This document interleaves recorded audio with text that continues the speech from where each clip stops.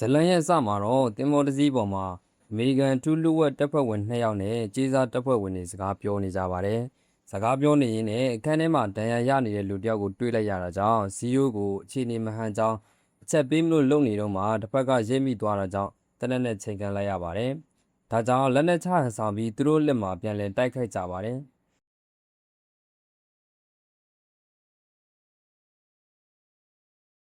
တင်မောဘော်ကကြေးစားလက်နက်ကင်တွေအားလုံးကိုအနိုင်တိုက်နိုင်လိုက်ပေမဲ့ဘေးကတင်မောတွေကသူ့လူတွေနဲ့ဆက်သွယ်မရတော့တာကြောင့်ဆက်သက်နက်တွေနဲ့စပစ်ပါတော့တယ်။ဘရန်ဒန်ကဒဏ်ရာရသွားပေမဲ့ပြန်လည်တိုက်ခိုက်ဖို့သူ့လက်ဆွဲတော်စနိုက်ပါကိုယူလိုက်ပါတယ်။အရန်မှောင်နေတာကြောင့်ပြစ်မှတ်ကိုမနှဲရှာပြီးဆက်သက်နက်ကြီးတွေကိုလည်းရှောင်တိန်နေရပါတယ်။ဇီရိုကတော့တင်မောရဲ့ဆက်လင်ကန်းကိုသွားကအရှိန်ကိုလျှော့လိုက်ပြီးအချက်ပြမီးကြီးကိုရှာနေပါတယ်။ဘရန်ဒန်ကသူ့စနိုက်ပါကိုတက်ဆင်လာပြီးအမောင်တဲကနေပဲဆက်သက်နက်ကြီးထွက်နေတဲ့နေရာကိုချိန်လိုက်ပေမဲ့ဘာမှမမြင်ရတာကြောင့်သူ့ရဲ့နားနဲ့အတွေ့အကြုံကိုသုံးချပြီးမောင်းကလုတ်ကိုဆွဲချလိုက်ရာကနေတင်မောအင်ဂျင်ကိုထိသွားပါတယ်။ရန်သူကကြီးကပတ်လဲနေတဲ့အချိန်မှာပဲနားအာယုံကိုအသုံးပြုပြီးပစ်လိုက်ရာကရန်သူတယောက်ကိုထိမှန်သွားပါတယ်။အဲ့ဒီချိန်မှာပဲဇီရိုပြန်ရောက်လာတာကြောင့်မီးကြီးကိုပစ်ခိုင်းလိုက်ပြီးမီးကြီးကိုစနိုက်ပါနဲ့ပစ်ခွဲလိုက်ကတင်မောကိုမီးလောင်အောင်လုပ်လိုက်ပါတယ်။ဒါပေမဲ့ဘရန်ဒန်ကတော့ဒဏ်ရာကြောင့်လဲကျသွားပါတော့တယ်။သူတို့တွေလွတ်အောင်ထွက်လာနိုင်ပေမဲ့ဇီရိုတယောက်ကတော့စုံစမ်းစစ်ဆေးခံနေရပါတယ်။ဖြစ်စဉ်တွေကိုရှင်းပြပေမဲ့ကော့စတာဘာဒီနိုင်ငံဝန်ကြီးချုပ်က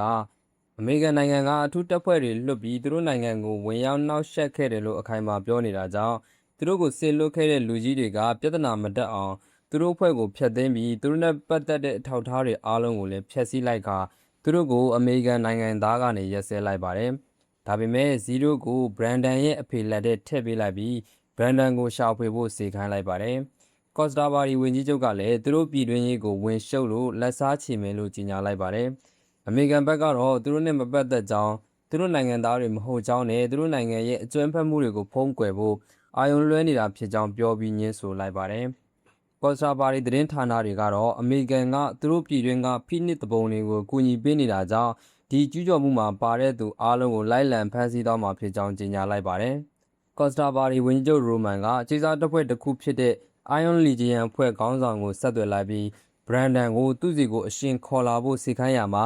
သူတို့သားဖားကအတော်ဆုံးစနိုက်ပါတွေဖြစ်ကြောင်းပြောပါတယ်။ရိုမန်ကတော့ဂူးမဆိုင်ကြောင်းပြောတဲ့အခါမှာဒါဆိုရင်ဖိနစ်တပုံတွေကိုအရင်ဖမ်းပြီးရှင်းလိုက်ရင်သူတို့ပြန်လာနိုင်ကြောင်းပြောပါတယ်။ရိုမန်ကငွေကြေးကိုခရစ်တိုကာရန်စီနဲ့ရှင်းပေးမယ်ပြောတဲ့အခါမှာတော့ကြေးစားအဖွဲ့ခေါင်းဆောင်ကငွေသားသာလိုချင်ကြောင်းပြောပါတယ်။ဘရန်ဒန်ကတော့သူ့ရဲ့ ID ဟက်ကာစီကနေကော့စတာဘာဒီနိုင်ငံရဲ့သတင်းတွေကိုမင်းနေပါတယ်။ဘရန်ဒန်ကသူတို့ကိုလုံခြုံအောင်နေဖို့နဲ့လှုပ်ဖို့ကိုင်ဘက်တွေကိုလုံခြုံအောင်ထားဖို့မှားနေပါတယ်။အဲ့ဒီချိန်မှာပဲလူတန်းကြားတာကြောင့်တနက်ကန်လိုက်ပြီးအစ်စ်နေလိုက်ပေမဲ့ဇီရိုနဲ့သူ့ဖေဖြစ်နေတာကြောင့်အံ့ဩသွားပါတယ်။ဘရန်ဒန်ကအိမ်ပြန်ဖို့လာခေါ်လာမေးလိုက်တဲ့အခါမှာတော့နိုင်ငံသားဆွတ်လွတ်ခံရကြောင်းပြောလာတာကြောင့်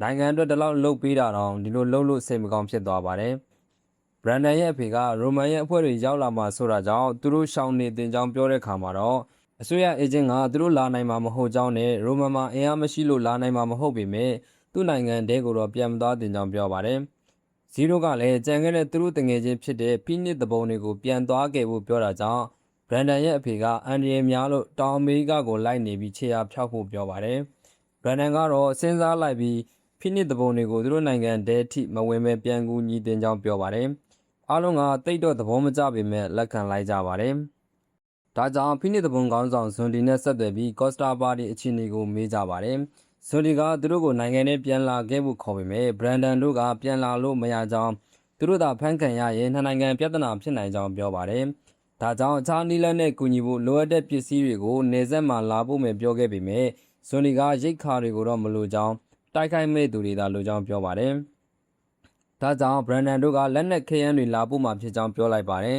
။ဇွန်ဒီရဲ့ဘေးမှာရှိတဲ့အင်ဂျယ်ကရွေးကောက်ပွဲရှိပေမဲ့ပြိုင်မဲ့သူတွေထဲမှာဝန်ကြီးချုပ်ရိုမန်ပဲရှိတာကြောင့်တရားမျှတဖို့မဖြစ်နိုင်ကြောင်းနဲ့ဒါကြောင့်အခုတည်းကနိုင်အောင်တိုက်နိုင်မှနိုင်ငံကိုကာကွယ်နိုင်မှာဖြစ်ကြောင်းပြောပါတယ်။ဘရန်ဒန်တို့လည်းပို့ပေးရမယ့်လက်နက်ခဲယမ်းတွေကိုပြင်ဆင်ပြီးတော့လက်ဝှေ့လေ့ကျင့်နေတော့မှာပဲဇွန်ဒီတို့စခန်းကိုကြီးစားတပ်ဖွဲ့တွေကဝင်စီးပြီးတိုက်ခိုက်ပါတော့တယ်။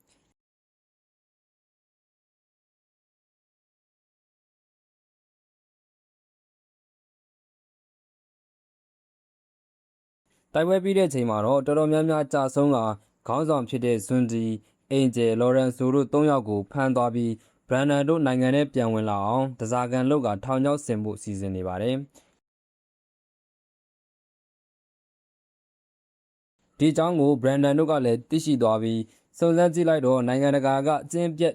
်ထုတ်ခံထားရတဲ့အေဂျင့်တွေနဲ့စစ်သားဟောင်းတွေကိုဖွဲ့စည်းထားတဲ့ခရူဂါခေါင်းဆောင်တဲ့ကြေးစားအဖွဲ့ဖြစ်ကြောင်းသိလိုက်ရပါတယ်။ဝန်ကြီးချုပ်ရိုမန်ကဖိနစ်တပုံဖွဲ့ကိုအပြတ်ရှင်းဖို့နဲ့ဘရန်ဒန်တို့ကိုဖမ်းဖို့ငှားလိုက်တာဖြစ်ကြောင်းပြောပါတယ်။ဇူဒီတို့ရှိတဲ့နေရာကိုသူတို့ကဗီဒီယိုကောပြောနေတာကြောင့်တင်နီယာပေါက်ကြားသွားပြီးသိရှိသွားကအခုလိုစီးနှင်းခံရတာဖြစ်ကြောင်းသိရတာကြောင့်ကုညီဖို့လောက်ရကနေဒုက္ခပွေးသလိုဖြစ်သွားတာကြောင့်စိတ်မကောင်းဖြစ်သွားကြပါတယ်။ဇီရိုကလူ90လောက်ကိုတော့ရှင်းပြီးမှဇွန်ဒီတို့3ယောက်ကိုဖမ်းသွားတာကထောင်ချောက်ဖြစ်ကြောင်းပြောပေမဲ့ဘရန်ဒန်ကပြစ်ထားလို့မရကြောင်းသူတို့ကိုကြရမှာဖြစ်ကြောင်းပြောပါတယ်။အစိုးရအေဂျင့်ကခဏဆောင်ဖို့လိုကြောင်းဖိနစ်တပုံဖွဲ့ကအထိနာသွားတာကြောင့်ပြန်လည်စုပွဲဖို့ဒီကိုလာနေကြောင်းနဲ့ဖိနစ်ဆိုတဲ့အရေးကြီးလက်နက်ပါကြောင်းဒီလက်နက်ကိုရိုမန်တို့ဘက်ကတိသွားတာနဲ့တော်လန်ရေးကအဆုံးသတ်သွားနိုင်တာကြောင့်လုံခြုံရေးတတိထားဖို့ပြောနေပါတယ်။ဇွန်ဒီတို့ကိုအကျဉ်းစခန်းထဲမှာဖမ်းထားပြီးရိုမန်ကသူ့အတွင်းရေးမှုကိုနောက်နေ့ရက်နေရင်ဇွန်ဒီတို့ကိုအကျဉ်းစခန်းမှာကွပ်မျက်မယ်လို့သတင်းထုတ်ပြန်ဖို့မှာကြားပြီးအဲ့ဒီလိုသတင်းထုတ်လိုက်ရင်သူတို့ကိုကယ်ဖို့ဘရန်ဒန်တို့လာမှာဖြစ်တာကြောင့်အပြတ်ရှင်းဖို့နဲ့ဘရန်ဒန်ကိုတော့အရှင်ဖမ်းဖို့ခရူဂါကိုမှာနေပါတယ်ခရူဂါကဇွန်ဒီကိုနှိပ်စက်ပြီးဘရန်ဒန်ကြောင့်မေးနေတယ်လို့အင်ဂျယ်ကလည်းသူ့မိသားစုနဲ့ချင်းချောက်ကမေးနေပါတယ်ဘရန်ဒန်တို့စီကိုတပုံဖွဲ့ကလက်ကျန်လူတချို့လာရောက်ပူးပေါင်းတဲ့အခါဖိနစ်အကြောင်းမေးကြည့်တဲ့အခါမှာတော့သူတို့တငယ်ချင်းရိုမန်ရဲ့ညီနိုဗာနဲ့အဖေတူအမေခွဲသူ့ညမစကိုင်လာဖြစ်နေပါတယ်။နိုဗာကသူ့အဖေဆိုရလက်ထက်တုန်းကနိုင်ငံကအဆင်ပြေနေပေမဲ့သူ့အဖေလှုပ်ကြံခံရတဲ့နောက်ပိုင်းမှာရိုမန်ကနိုင်ငံကိုပိတ်ချလိုက်ပြီးအင်းဒီဂျင်နိုင်ငံတွေကိုလည်းနယ်ချဲဖို့ကြံစီနေတာဖြစ်ကြောင်းပြောပါတယ်။အဲ့ဒီချိန်မှာတော့ဇွန်ဒီတို့ကိုမြို့လယ်ကကျင်းစခန်းမှာကွပ်မျက်မဲ့တဲ့တင်တက်လာတာကြောင့်ကဲထုတ်ဖို့တိုင်ပင်ကြပါတယ်။နိုဗာတို့ကတော့အကျဉ်းစခန်းကမြို့လယ်မှာဖြစ်တာကြောင့်ကဲဖို့လွယ်မှာမဟုတ်ကြောင်းပြောကြပါတယ်။ဇီရိုကသူ့အဖွဲ့တွေနဲ့ဝင်စီးနှင်းမှုအကြံပေးပေမဲ့နိုဗာကတော့သူ့လူတွေကိုထပ်ပြီးဆုံးရှုံးမခံနိုင်ကြောင်းပြောပါတယ်။တစ်ဖက်မှာတော့ရိုမန်ကဇွန်ဒီကိုစီယုံပြီးဘရန်ဒန်တို့ကသူတို့ကိုမကူညီခြင်းလို့ကိုလိုယုံပြီးပြေးသွားတာဖြစ်ကြောင်းပြောပြီးသိခွဲနေပါတယ်။မရတဲ့ဆုံးမှာတော့6လုံးမျိုးတက်နက်ထဲကိုကြီးတောင်းထည့်ထားပြီးကန်ကောင်းရင်သက်ရှင်မယ်လို့ပြောကစကားတစ်ခါပြောခလုတ်တစ်ချက်ဆွဲကဇွန်ဒီကိုချိန်ချောက်ပါတယ်။ဇွန်ဒီကတကယ်သွေးကြောင်သွားကရိုမန်နဲ့လက်တွဲဖို့ဆုံးဖြတ်လိုက်ပါတယ်။ဇီရိုကညာတီးနိုးလာတဲ့အချိန်မှာမအိတ်သေးတဲ့နိုဗာနဲ့တွေ့ပြီးနိုဗာရဲ့အဖေကိုသူတို့ဖွဲ့ကပဲတက်လိုက်တာကြောင့်စကားဆက်မိရာကနေအခြေတင်ဖြစ်ကြပါတယ်။ဝင်းကျိုရိုမန်ကိုရှင်းလိုက်ပြီးပြီထင်နေတာကြောင့်လူကိုရှင်းလို့ပြီးမှာမဟုတ်ကြောင်းစနစ်ကိုဒေါ်လာမလားဒေါ်လာရင်းအောင်မြင်မှာဖြစ်ကြောင်းနိုဗာကပြောပါတယ်။ဇွန်ဒီကအင်ဂျယ်နဲ့တွေ့တဲ့အခါမှာဘရန်ဒန်တို့ကပြန်လာမှာမဟုတ်ကြောင်းသူတို့ကြောင့်တိုက်ခိုက်ခံရတာဖြစ်ကြောင်းပြောလာပါတယ်။ဘရန်ဒန်တို့ကအကျဉ်းစခန်းထဲဝင်ဖို့လမ်းကြောင်းရှာမရစဉ်းစားရကြက်နေတော့မှာအစိုးရအေဂျင့်ရဲ့အကြံပေးမှုကြောင့်စခန်းထဲမဝင်ပဲတစားကန်ခေါ်လာတဲ့လမ်းမှာပဲ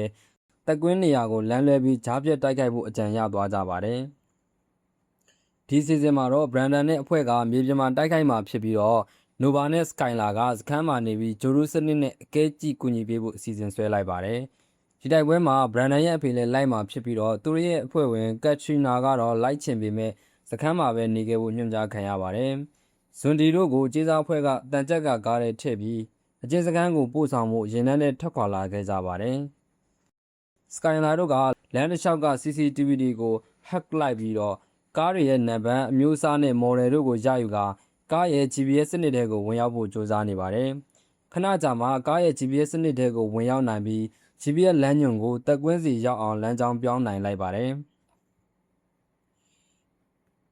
တက်ကွင်းနေရာမှာတော့ဘရန်ဒန်သူ့ဖေနဲ့ဇီရိုတို့ကနေရာယူပြီးစီးမှုကိုစစ်ဆေးနေပြီးဘရန်ဒန်ကပထမကားကိုပြစ်မှာဖြစ်ကြောင်းနဲ့ဒုတိယကားကိုတော့သူ့ဖေကိုပြစ်ဖို့ညွှန်ကြားလိုက်ပါတယ်။ဇီရိုကတော့ဒေသခံအသွင်ယူထားပြီးပုံပြက်ဆောင်ဆိုင်နေပါတယ်။ဘရန်ဒန်ကပထမကားကိုစတင်ပစ်ခတ်လိုက်တာကြောင့်ရင်တန်းကရက်တန့်သွားကဇီရိုကလည်းစတင်တိုက်ခိုက်ပါတော့တယ်။အဲ့ဒီချိန်မှာရင်တန်းတွေကကြီးစားတပ်ဖွဲ့တွေဟာနေရာယူပြီးပြန်လည်တိုက်ခိုက်ကြပါတော့တယ်။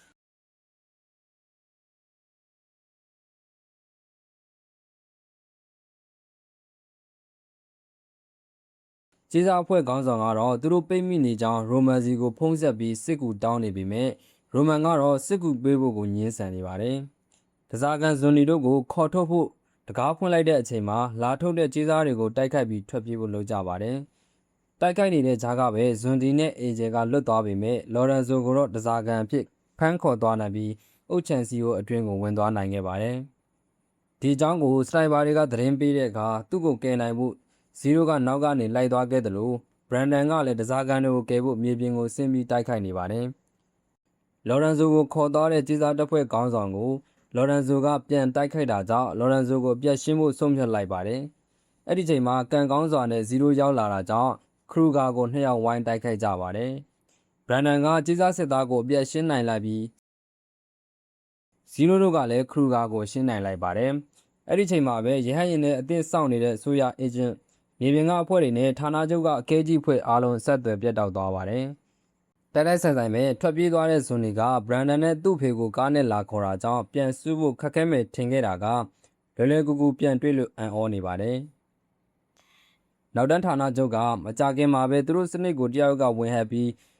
ထောင်ချောင်းဆင်မှုစူးစမ်းနေတာကိုတွေ့ပေမဲ့ဘလို့မှမတက်နိုင်ခဲ့ပါဘူး။ဇွန်နီကတော့တစ္ဆာဖောက်သွားပြီးဘရန်ဒန်နဲ့သူ့ဖေကိုရိုမန်လက်ထဲထည့်ပေးဖို့လှည့်ပြခေါ်လာခဲ့တာဖြစ်ပါတယ်။ကြည်တောင်မဲ့ကြံတော့တာကြောင့်ဘရန်ဒန်ရဲ့အဖေကတနက်ကိုတောင်းပြီးဘရန်ဒန်ကိုလွတ်အောင်ပြေးဖို့ပြောပါတယ်။ကားပြင်ကိုထွက်လိုက်ပြီးဘရန်ဒန်ရဲ့အဖေက